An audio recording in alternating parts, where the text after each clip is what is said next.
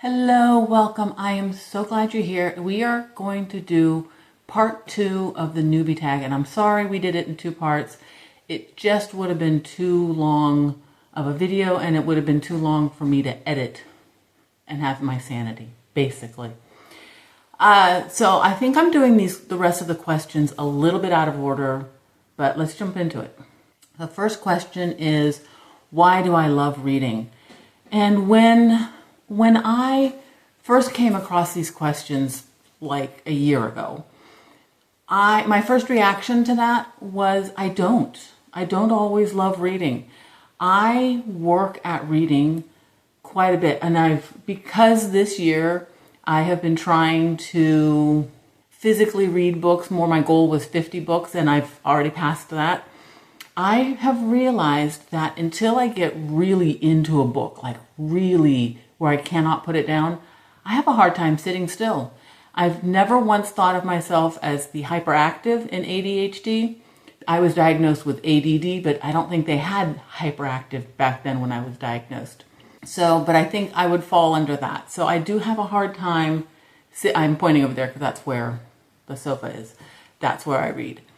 So reading can be difficult for me if I'm tired, if there's any distraction, if my husband's listening to a video that I think is too loud, that kind of thing. It's very hard for me to read and to concentrate.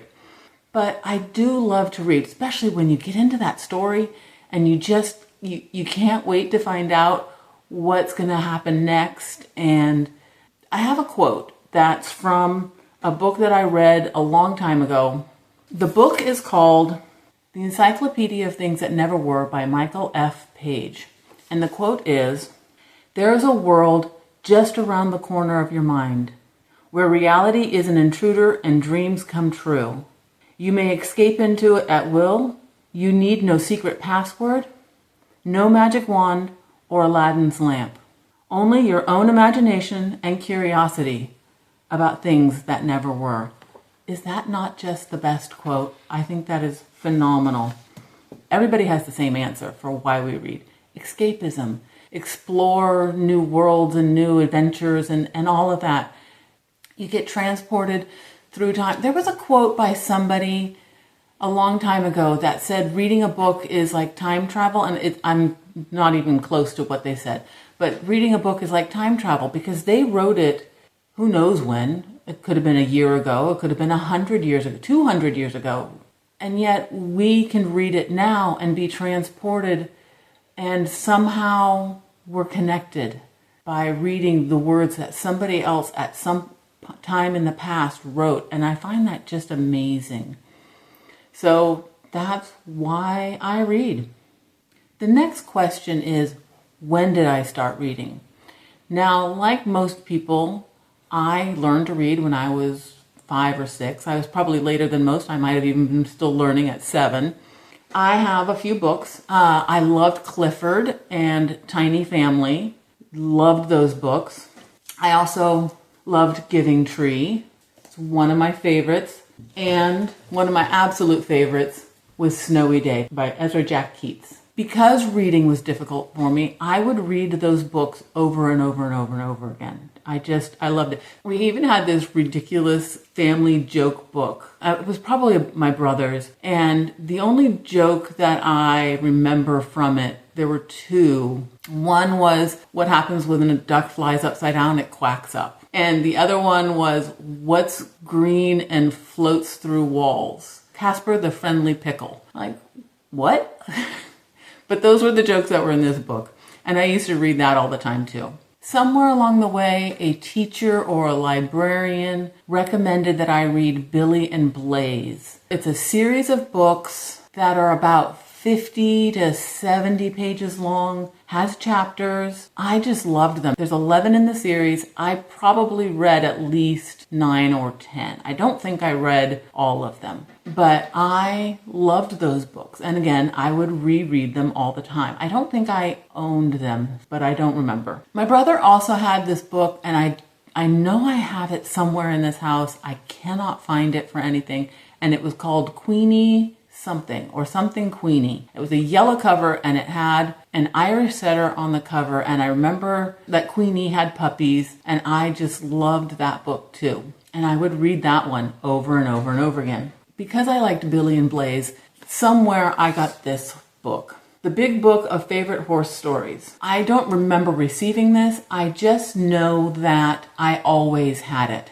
And if you had asked me before this week if I had ever read a Steinbeck, I would have said no. But apparently there's a story in here written by John Steinbeck that I have read. It's very famous authors turning their stories into short stories, and I loved this. I haven't read all of them, but I read most of them. I did go to a reading specialist until through third grade, I believe. And when I finished with her program, she gave me Snoopy Come Home. And I used to read this all the time. So these were about third grade. Fourth grade book fair was a table that had 8 to maybe 12 books on it. And you signed up for what books you wanted. And I ran home and told my parents, I want this one, I want this one. And my parents would do anything to get me a book. My parents were always big readers and I wasn't. So fourth grade, I got King of the Wind, Marguerite Henry, The Story of the Godolphin Arabian, which all of her books are actually about real horses that existed. This sent me down the rabbit hole of Marguerite Henry, and I still don't know how to say Misty of, and then of course, Stormy. But I also have Black Gold, Justin Morgan Had a Horse, maybe had a couple others. So these were getting a little bit longer. This is fourth and fifth grade. Somewhere in fifth grade, I believe, I read Where the Red Fern Grows, and I loved it. I sobbed.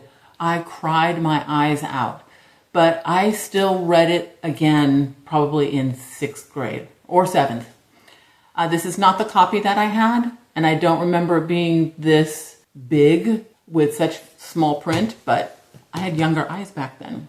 Somewhere around sixth grade, I discovered that 101 Dalmatians was a book, not just a movie. It's the movie that I remember as being the first one I saw in the theater. I don't know if that's true, but I don't remember one before that. I love this book. I still love this book. I read this last December.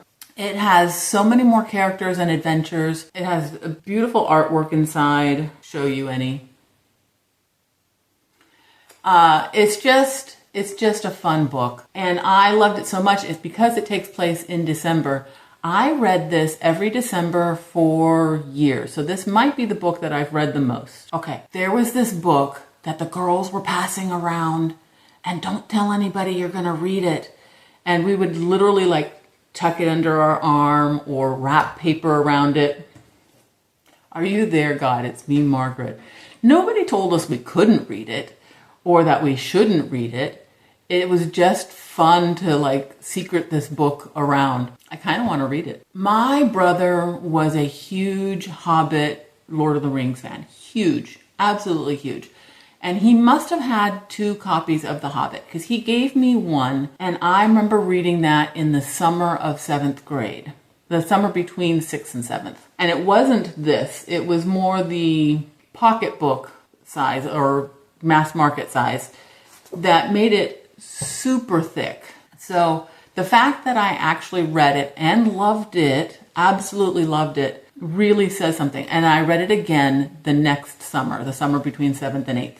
Now, when I was in 7th grade, my grandmother gave me 2 paper bags filled with Harlequin romances. They were all contemporary. And the reason I did the air quotes was because they were old. At the time. They were contemporary in the 60s and 70s. And I remember asking my mother on the way home. I mean, I was very polite and said thank you and all that. But I remember asking my mom on the way home, like, Mom, why did she give them to me? I don't read. I eventually asked my mother if I could donate the books to my middle school library. And I did. So somewhere in 8th grade, I thought, you know what?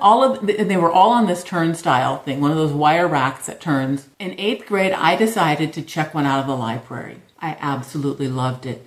I absolutely loved this book. And so much so that when it came time to return it, I told the librarian I had lost it. Now, looking back as an adult, I realized she knew. She absolutely knew. She never charged me for it. I mean, I had donated all the books anyway.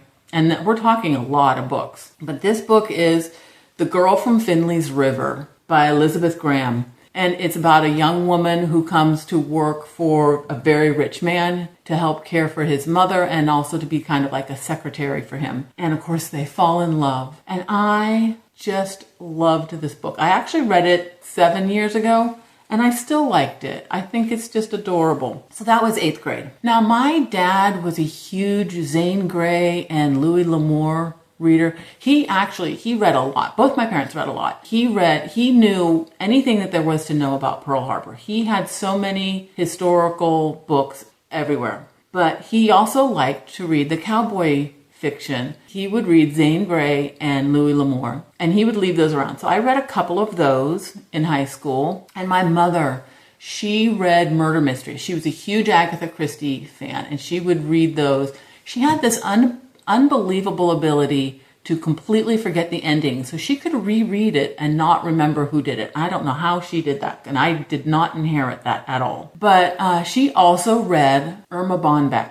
Irma Bonbeck, Just Wait Till You Have Children of Your Own, Motherhood, the second oldest profession, and another one that's called The Grass is Always Greener Over the Septic Tank. There's another one about Life is a Bowl of Cherries. These are my mom's copies. I kind of want to read them and see what wisdoms they have for motherhood. I read them when I was in high school. The other thing I read in high school is every single copy of The Black Stallion that my high school library had. To this day, there are scenes from those books that I can still picture. That's how much I enjoyed them. They were very good books. And that's sort of where I stayed. I had a friend who used to sit behind me, Pam. She used to sit behind me in science class, and she would have her textbook in front of her.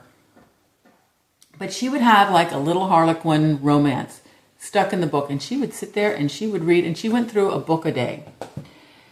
And eventually, that's where I went. Only I discovered historical romance and eventually settled on Regency. I've done all the different eras, but I've settled on Regency, and I am still a Regency girl. I have Barbara Cartland books. I have read so many Barbara Cartlands. This one's only 120 pages. I probably have read this one 2 or 3 times. It would have taken me, this one's shorter. It would have only taken me about a week to read 120 pages. I have a whole bunch of Signet Regencies that are very formulaic. They're all about 198 pages. I loved them. I absolutely loved them. This book would have taken me anywhere from 2 weeks to maybe a month to read. 200 pages. A month, 200 pages. And that's where I stayed. I stayed that way. I read probably 1 book a month. At best, I read 2. I occasionally would pick up a science fiction. I did read some Star Trek books and that sort, but I never really went beyond that. The question is not when did I learn to read? It's when did I become a reader? And to answer that, we're going to go to the next question is, what book or series got you into reading? I got a job. I used to work for George Lucas in one of his post-production companies. I was a tech person, and I used to have to go through this office where the production assistant and I would talk. And he said, you have to read this book before the movie comes out. I'm like, thanks, but I'm not really much of a reader. He said, you can take this copy, take it home and try it. He finally convinced me, and I did. And I wish I knew that guy's name because I owe him so much. Because he probably changed my life. And that book was Harry Potter. Harry Potter and the Sorcerer's Stone. I loathe who the author has become, but I am going to be forever thankful that she wrote this because it literally changed my life. I went from one of these a month to last month I read 28 books. It's because of Harry Potter. I'm sorry, I know a lot of people don't want to have anything to do with Harry Potter. I don't want to have anything to do with her, she who shall not be named. It's the whole thing of separate the art from the artist. Okay, so now let me put these books away. Then I'm going to give you kind of a flyby book tour because really my shelves haven't changed that much since I redid them like what, 6 weeks ago?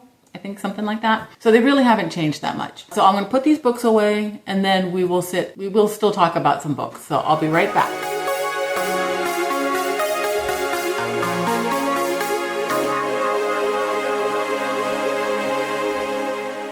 So I'm going to carry my phone and do the tour of my bookshelves, the little flyby thing. But I'm warning you ahead of time, I don't know how good I am going to be at that. So I have Romanoff Prophecy just because I was interested in that once upon a time. This is Stanley the dinosaur. I don't know what the penguins' names are. I have my Dan Browns. Don't know when I'm going to get to those. I'm not a particular fan or anything. I just liked the movie. Most of these are adult. I have a couple young adult. And like I said, this hasn't really changed much, though I didn't read Wake in October, so I need to do that. This side is my classics that I want to get to, including all my mass market.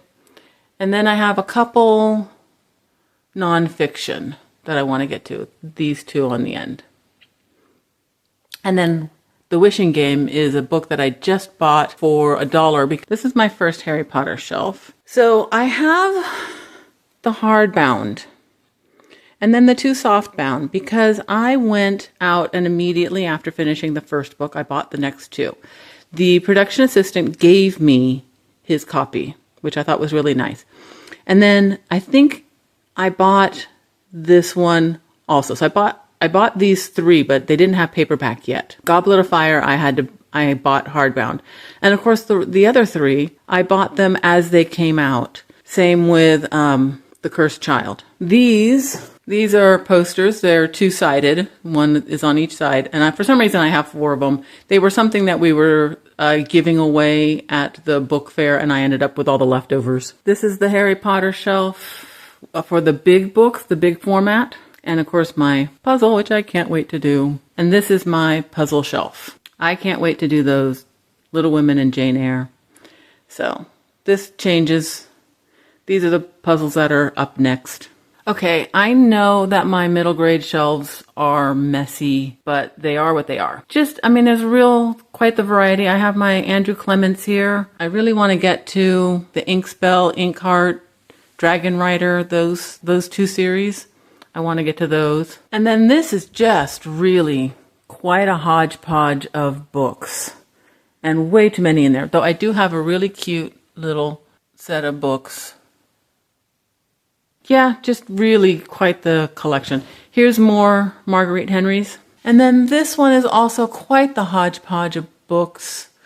I have all those little erasers, which I used to have sitting around reading those little books. There are a few young adults in there. This is my TBR shelf. These are my priority books.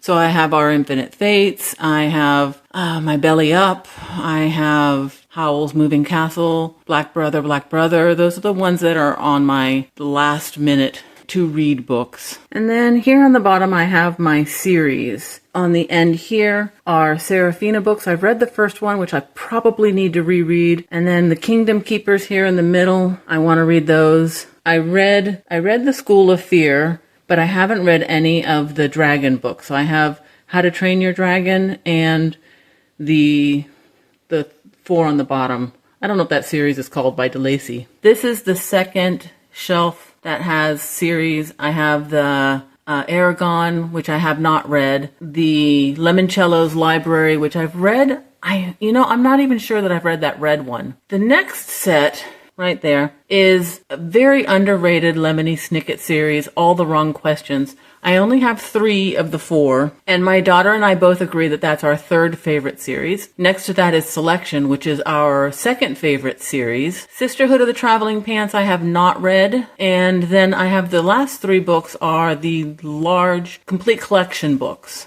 And then I have my very overstuffed books that I have read that I want to keep, that I think are worth keeping, and I loved them. Shelves. Is that a good description? And I will go through these fairly soon, I think. I haven't read them all this year, obviously, but they are books that I have found worth keeping. Hello, we are back, and I am going to show you some books, and they are going to be Harry Potter books. So Every one of these is a Harry Potter book. My most recent book is the Harry Potter Wizarding Almanac. I did show this in my book haul video.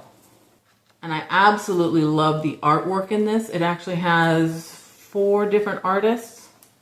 Like here's Quidditch Through the Ages. Welcome, said Dumbledore. The candlelight shimmering on his beard. Welcome to another year at Hogwarts. It's it's a map.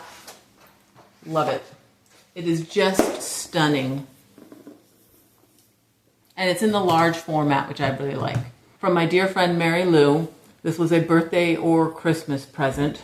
And it's Chamber of Secrets. It's a pop-up book. I don't want to actually do the pop-up for you. Sorry. She also gave me A Magical Year, which is, it's one of those books that has a quote for every day. January 1, promise me you'll look after yourself. Stay out of trouble. I always do, Mrs. Weasley, said Harry. I like a quiet life. You know me. These I got from Book Fair. Let's start with, there were 3, these are coloring books, and there were 3 in the series, but I could never remember which colors I had. So there's green, there's gold, and then there was another one. So I don't have the complete series. I don't know that I would ever color in them. They are quite detailed, and I'm never confident about my own abilities. I can't find a good picture to show you. Oh, here's a nice one.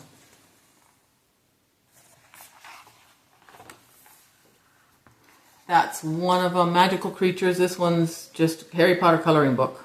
I like this one. Don't know if you guys can see that. And then I have, from the films of Harry Potter, Magical Art Coloring Book. And I think if I just felt better about my coloring ability, that I would do them. I have Harry Potter movie posters book, Heroes and Villains. So it's a book that has all the posters. So fun. I had the official Harry Potter cookbook. I do really like the unofficial one. I used to make stuff out of that one all the time. This was a gift from my friends at the book fair. I have Harry Potter, A Journey Through History of Magic.